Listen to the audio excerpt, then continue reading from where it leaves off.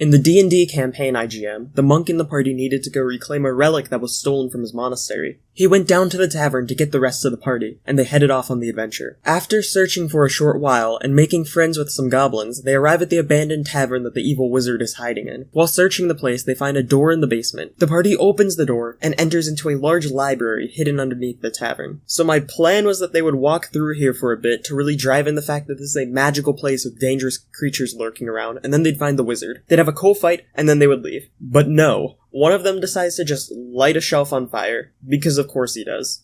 I start panicking because the librarian is a beholder, and the party is only 4th level, so they would all be killed nearly instantly if the beholder came to mess with them. I quickly decide that he would instead send a minion of his, a spectator, which is kind of like a beholder, but with less eyes and is much weaker. Then I'm sitting there and thinking, this encounter is probably too easy. Let's throw some gibbering mouthers in there as well. They're only CR2, what could possibly go wrong?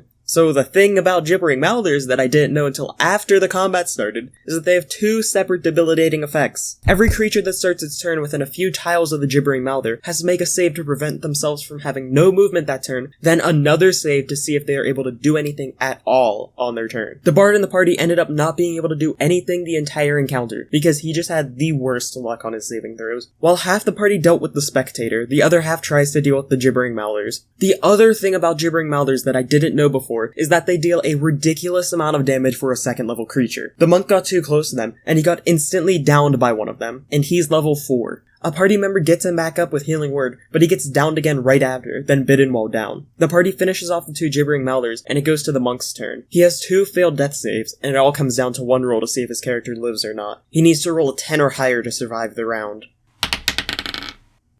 The monk dies, and the rest of the party is really low on HP. Meanwhile, the spectator is still at near full health. Now that I've dealt with the troublemaker, I will allow you all to continue, assuming you don't cause any disruptions. No longer having a reason to search for the relic because the monk is dead, the party frantically searches for the exit, and eventually is able to escape. However, 2 weeks has gone by for the outside world. They return to town empty-handed and mourn for the death of their friend.